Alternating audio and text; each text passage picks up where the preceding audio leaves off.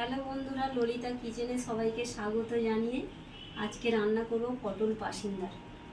পটল পাসিন্দা করার জন্য পটল এখানে কেটে নিয়েছি, খোলা ছাড়িয়ে নিয়েছি, মুসুর ডাল বেটে নিয়েছি, এখানে পেঁয়াজ কেটে কাঁচা লঙ্কা কেটে নিয়েছি, এখানে হলুদ, এখানে নুন, এখানে আদা রসুন পেস্ট করে নিয়েছি, এখানে কাজু কিশমিশ বাদাম আছে, এখানে লঙ্কা টমেটো গ্রেট করে নিয়েছি, এখানে ধনে জিরে পেস্ট করে নিয়েছি, এখানে পটল কেটে নিয়েছি, পটলের দানাগুলো বের করে নিচ্ছি, পটলের ভিতরের অংশটা পরে দরকার লাগবে রেখে দিচ্ছি। এখানে ডালের মধ্যে পেঁয়াজ কেটে রাখা, হলুদ, লবণ, লঙ্কা দিয়ে দিয়েছি। পটলের ভিতরের অংশটা অল্প বেটে ডালে দিচ্ছি, ডালের মধ্যে দিয়ে সব মাখিয়ে নেব। তাহলে চলুন এবারে ডালের পুরগুলো সব পটলের মধ্যে দিয়ে দিচ্ছি একটা একটা করে।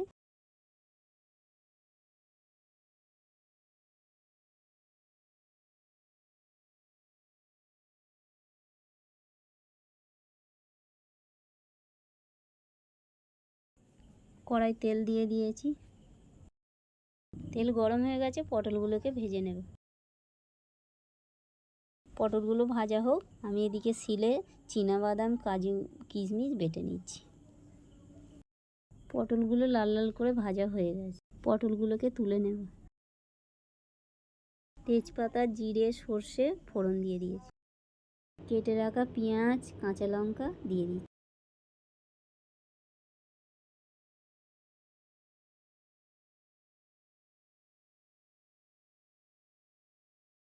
পেঁয়াজ ভাজা হয়ে গেছে, আদা রসুন পেস্ট দিয়ে দিচ্ছি,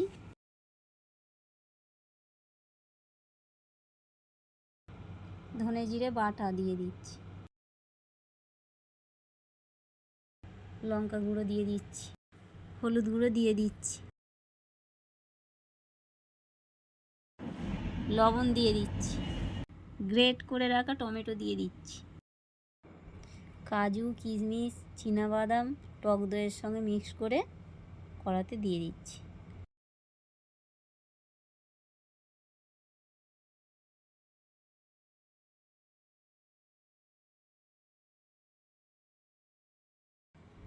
মশলাটাকে কষে নিয়েছি, জল দিয়ে দিচ্ছি।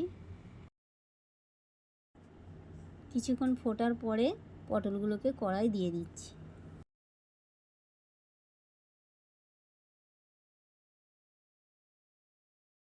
চাপা দিয়ে 5 মিনিট রেখে দেবো।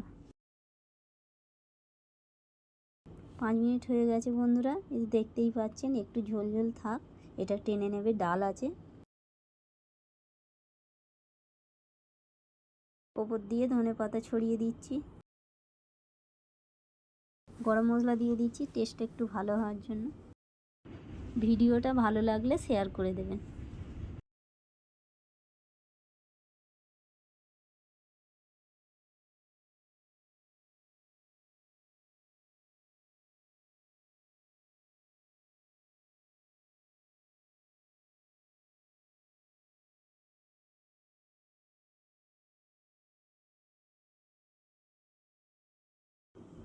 ভিডিওটা ভালো লাগলে শেয়ার করে দেবেন।